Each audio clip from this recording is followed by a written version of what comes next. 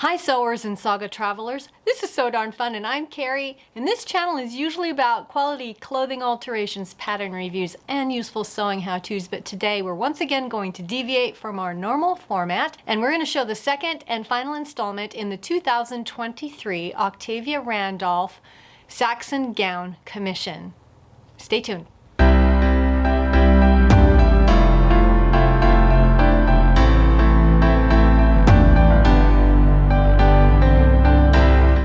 Let's jump right into what I did. Okay, so first we're going to look at the shoulder seams of the tunic. I love to do the French seam where the entire raw edge is encased in fabric. That way there's no chance of fraying. And then we can see how nice that looks.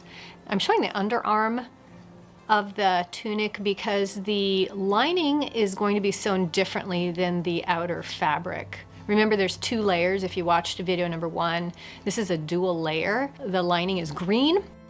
I'm going to leave a little hole in the lining here because I'm going to use that hole to turn it after I sew the bottom edge of the sleeve. The whole armhole seam will be encased and not shredding. And then I'm running into some problems here with this linen thread. It gets little blobs in it.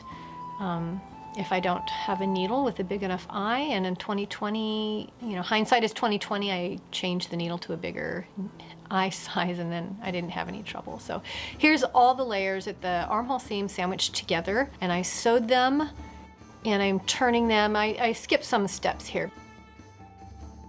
I'm turning them so that it's all right side out, but that's actually inside out.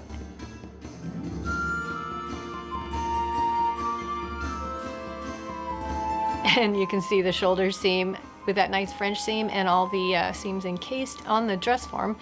Helga here, who loves to showcase how she models things, is showing off the tunic, and there's the preview I showed from last video where that seam is nicely not visible, as well as the shoulder seam. And now we're going to start on that trim. Now I'm sewing the trim on, and I actually took it back off after I filmed this and did it a different way because I wanted a little gap between the trim and the bottom edge of that sleeve. I wanted some of the beautiful blue to show, so I redid it, but I'm not going to show you. Then I sewed the lining and the outer layer together. Then I get to turn it through that nice little hole that I left in the lining. I didn't show that either. Pressing the outside, it looks so very nice. I did do one more top stitching on that trim to nail it down, and now I'm sewing up the hole in the green lining. And here we go. The bottom of the sleeve is completely done, and I do the other one the same way. Now the rose tunic, we are sewing the long sleeve in the same French treatment that I did on the other one. Now these are very, very long sleeves as were worn in the Saxon times. That way they kind of scrunch up around the wrist, which this one will do. And again, I guess I just love this treatment. You can see how nice it looks once again. And I'll show you one more time, just in case you didn't get it the first 50 times. That looks really nice. And now the trim on the bottom of the sleeves, a little trick here when you're sewing something that's kind of tubular and narrow, is to do it inside out, which I have it right now, kind of doing it from the inside. That way you can loop the opposite side that you're sewing on kind of up over that presser foot. Makes it a little easier if you understand what I'm talking about. If you're a sewer, you know what I mean. And giving that a nice press. And then I'll come back and I'll top stitch that by machine to nail down the final edge of the trim.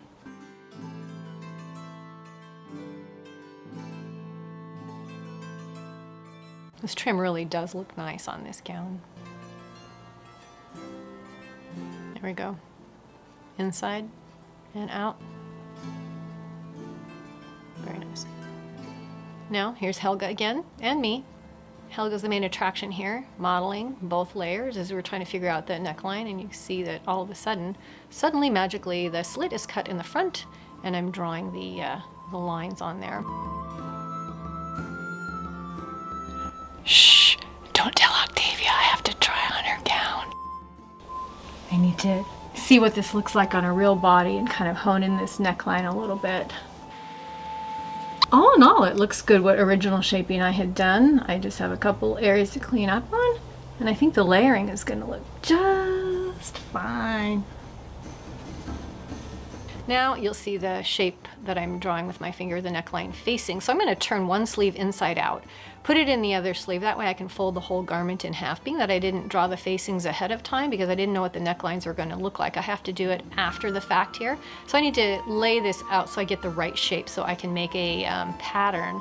So I've got both halves folded there. So I've got the front half folded in half, the back half folded in half, and first I'm going to work on the back. So this is what I do. I just take a piece of printer paper and trace that neckline. The shoulder seam goes right there, and I'm labeling the fold in the front, or excuse me, the fold in the center back, putting on the seam allowances, which are important. You don't want to forget to do that. And then when I'm finished doing that, I'm going to figure out how wide I want it. I think I did this 1.5 inches, 1.25 inches wide. I don't remember, and I'm not looking close enough at my little measuring stick to see what I did it. And so now same process for the front, except I've got that little slit in the front, and so the facing is going to be shaped a little bit differently, but same process. Trace it. I won't bore you with the whole cutting out. Not only that, but it's kind of blurry. So anyway, now I've sewn it together. That's what it looks like. Okay, so I applied the trim to the neckline first before I put on the facing. And the way I put the trim on the neckline, I did end up going back and changing it later. Of course, that seems to be something I do a lot. Now we're just, after the facing is on, I am pressing the inside, pinning it, and then I can hand stitch it down with the nice linen thread. The neat thing is that I can catch that body fabric of the tunic right under where I stitched the trim, so it doesn't really show from the outside. And now I am working on the neck edge of the rose gown and made my facing. I already sewn it on, but because I made it wider on purpose to give a little more structure. And because it's wider, I don't want it to have any chance of flipping out. So I'm doing a technique called understitching. Of course, I'm not doing it with the machine. I felt that it would look nicer to kind of hand pick it in. I'm catching those little seam allowances underneath, catching it to the facing. It'll hold those guys. There's the seam allowances. It'll hold everything securely and not kind of flip up to the outside. Now we are almost done. It is time to mark the hem of the rose gown, and Helga here is modeling. She's very, very useful for when I do hem lines, and I mark them up from the ground up. And being that I put this right side out on Helga, and I need to turn this to the inside. Actually, I need to turn this to the outside because I'm doing my little hide the raw edge of the fabric trick with the trim. I need to press it to the outside. I should have tried it on her inside out, but again, hindsight is 20/20. But the neat thing about linen is that if you pinch it, it's kind of like paper. It leaves a crease, and I can just pinch it and press it. And so I can see where I've pressed it right there, and I can apply the trim, I think about 3/8 inches away from the fold.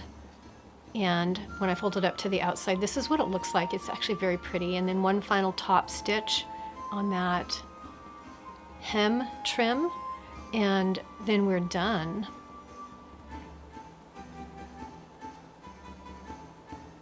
Here we go.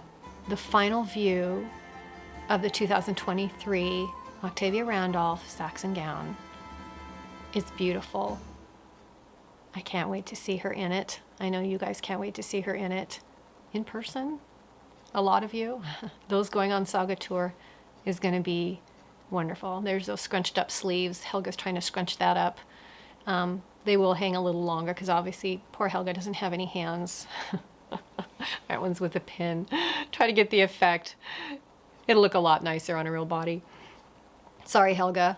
she does a great job, but you know, she has some shortcomings. And then in the back of the tunic, we do have of the gown, we do have a little slit there just to make it easier to fit on over the head.